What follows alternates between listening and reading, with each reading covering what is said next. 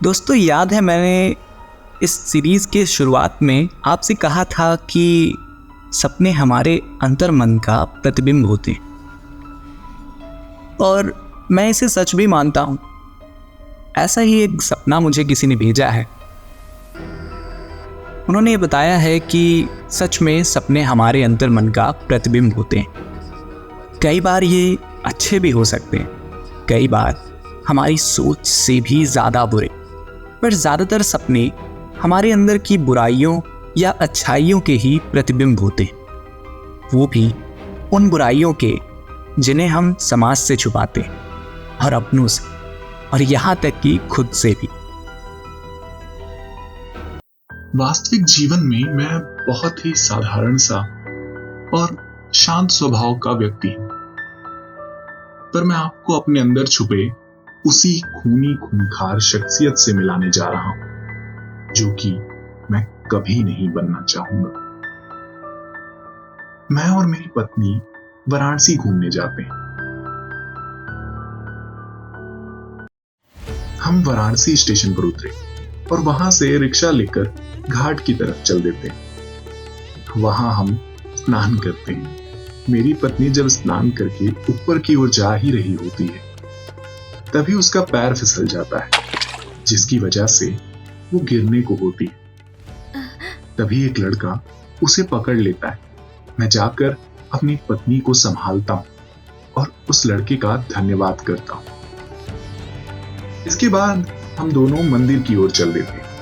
वो लड़का अपने कुछ दोस्तों के साथ गली के कोने पर खड़ा होता है और मेरी पत्नी की ओर देखकर सभी लड़के अजीब सी हंसी हंस रहे होते। धीरे धीरे हम मंदिर की ओर बढ़ रहे होते। मेरा ध्यान मंदिर की ओर होता है। तभी मेरी पत्नी घबराई हुई सी मेरे पास आकर मुझसे लिपट जाती है।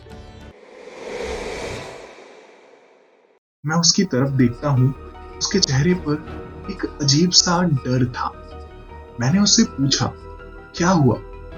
तो वो कहती है, वो लड़के मुझे गलत तरीके से छू रहे हैं। वहां घाट पर भी उन्होंने ही ऐसा किया था। मैंने उनकी तरफ देखा तो ये वही लोग जो गली के कोने पर खड़े थे, ये सब हमारा पीछा कर रहे। मैंने उन्हें घूर के देखा और उनमें से एक बोला, काबे घूर काहे रहे हो? आसपास के कुछ दुकान वाले कहते हैं, भैया जी आप चले जाइए, इन लोगों का तो ये रोज का काम है। हम लोग आगे बढ़ने लगते हैं। कुछ दूर जाकर हम पीछे देखते हैं तो अब कोई भी हमारा पीछा नहीं कर रहा था। मैं सुकून की सांस लेता हूं और हम लोग अच्छे से दर्शन करते हैं और मंदिर से बाहर आकर चाट खाने काशी चाट भंडार पर जाते हैं। हम दोनों चाट खा रहे थे कि मेरी पत्नी फिर से घबराने लगती। मैं उस तरफ देखता हूं जिस तरफ वो देख रही होती। मुझे वहां वही लड़के दिखाई देते जो हमारी ही तरफ देख रहे होते हैं। हम जल्दी से वहां से जाने लगते हैं और उनमें से एक लड़का मेरी पत्नी का हाथ पकड़ लेता है और दूसरा लड़का मुझे मारने लगता है। मैं अकेले उन सब से लड़ने में असमर्थ था। मेरी पत्नी भी बहुत बुरी तरीके से रोने लगती है। वो लोग मुझे बहुत बुरी तरीके से मारते हैं। मैं बेहोश होने लगता हूं। फिर अचानक से पता नहीं मुझे क्या हो जाता है।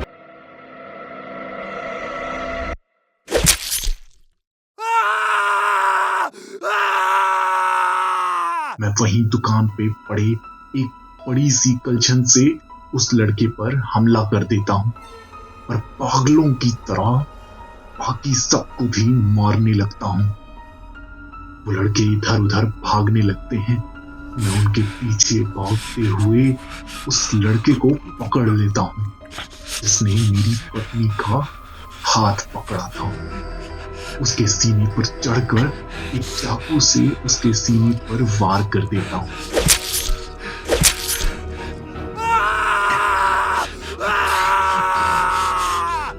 चाकू लगते ही वो लड़का चिल्लाने लगता है। पता नहीं क्यों मुझे चिल्लाना एक अजीब ही सुकून दे रहा था। फिर मैं उस चाकू से पहले उसके हाथ काटता हूँ, फिर उसकी आंखों को फोड़ देता हूँ। देखकर कोई भी मुझे रोकने नहीं आता। मेरे चेहरे और कपड़े पर खून ही खून था। मैं उस लड़के की गर्दन पर चाकू चलाने ही वाला होता हूँ कि मेरी पत्नी मुझे आवाज लगाती है। मैं अनसुना कर देता हूँ, पर उसकी आवाज बार बार मेरे कानों में पड़ रही थी। अचानक मेरे सामने अंधेरा छा जाता है। फिर जब मैं अपनी आंखें खोलता हूँ तो देखता हूँ कि मैं अपने घर में अपने बिस्तर पर हूँ। मैं उस सपने के बारे में सोचता हूँ और फिर अपने बारे में सोचता हूँ कि असलियत में ऐसा कुछ करने की ना मेरी हिम्मत है और ना मुझसे हो पाए।